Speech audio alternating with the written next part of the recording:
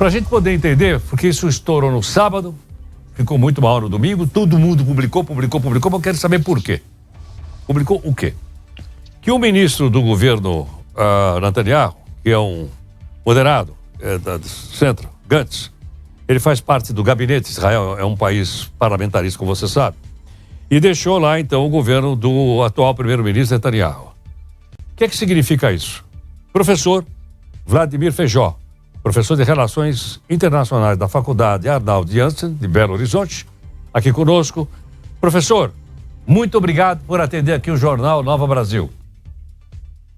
Bom dia, Heródoto. É sempre uma satisfação. Obrigado pelo convite. Nós que agradecemos. Professor, isso enfraquece ou não o governo do Netanyahu?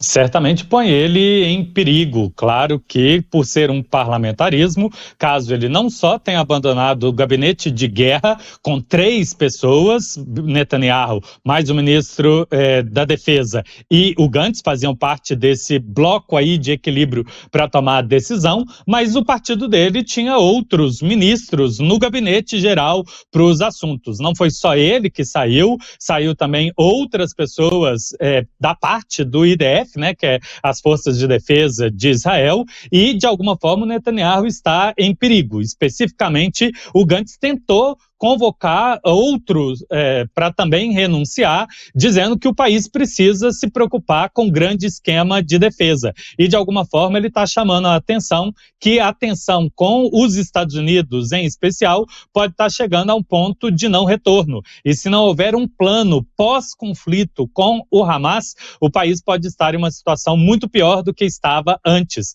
E, portanto, pode ter que viver novas guerras ou novos eventos ao estilo do que aconteceu no 7 de outubro.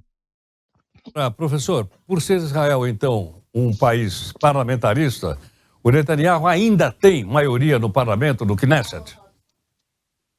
Ele ainda tem maioria e tem chance de consolidar uma maioria ainda maior se absorver outros partidos. É bem diluído a participação político-partidária dentro de Israel e alguns partidos de oposição já se colocaram, inclusive, à disposição para evitar que o partido do Ben-Gvir, muito mais radical, assuma novas funções dentro do gabinete e também dentro do gabinete de guerra, Esse número ainda mais restrito de ministros, porque eles não querem que o país rume para um caminho ainda mais perigoso do que já está sobre a suspeita internacional de limpeza étnica, julgamento específico na Corte Internacional de Justiça de suspeita de genocídio e os mandatos de prisão contra o Netanyahu e o ministro de guerra.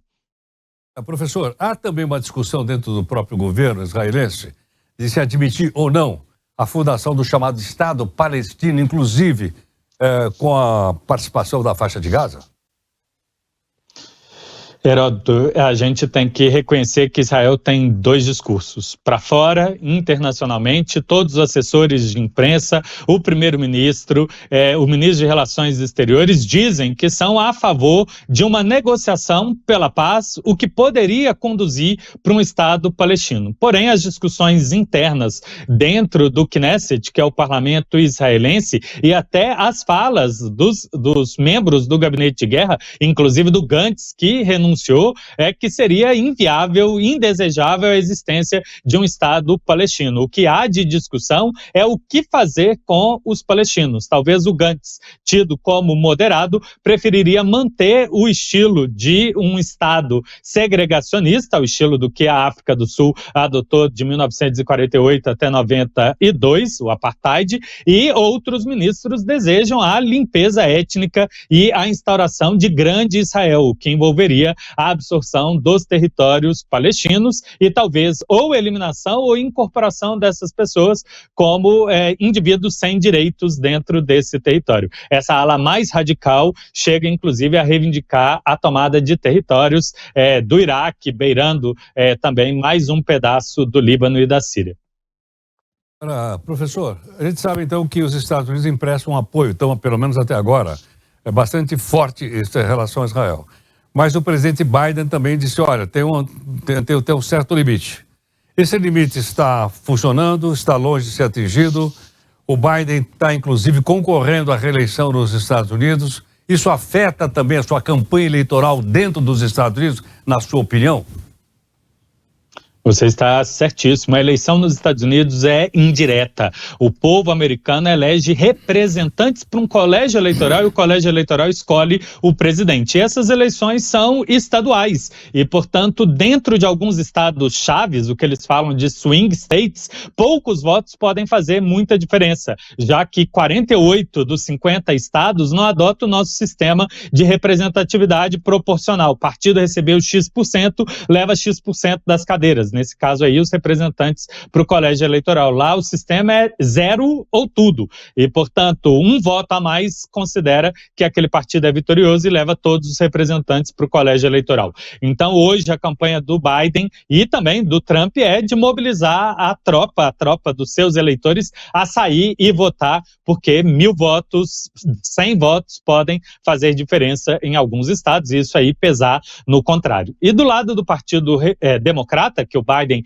faz parte, ele construiu a sua história desde a década de 60 a partir da ideia da diversidade, com algumas adoções de pautas progressivas ou pautas de esquerda. E essa ideia da hipocrisia internacional, da luta em favor, aspas, da democracia, fecha aspas, ou a luta em favor das partes, aspas, que mais sofrem, fecha aspas, os agredidos, o eleitorado americano anda um tanto quanto insatisfeito com a postura adotada da Ucrânia, de um lado, e Gaza, de outro lado, sem contar outros tantos conflitos internacionais e presenças militares dos Estados Unidos, com um investimento bilionário de dezenas de bilhões de dólares, ao mesmo tempo que o Partido Democrata diz que não tem verbas para pautas internas do povo americano. Financiamento de moradia, financiamento do plano de saúde, financiamento estudantil, exatamente argumentando que não tem dinheiro, mas apoia bilhões de dólares para conflitos internacionais. E, portanto, isso põe ele numa saia curta bastante grande para conseguir a reeleição esse ano. Perfeito. Professor, muito obrigado. Foi uma satisfação grande. Bom trabalho, abraço.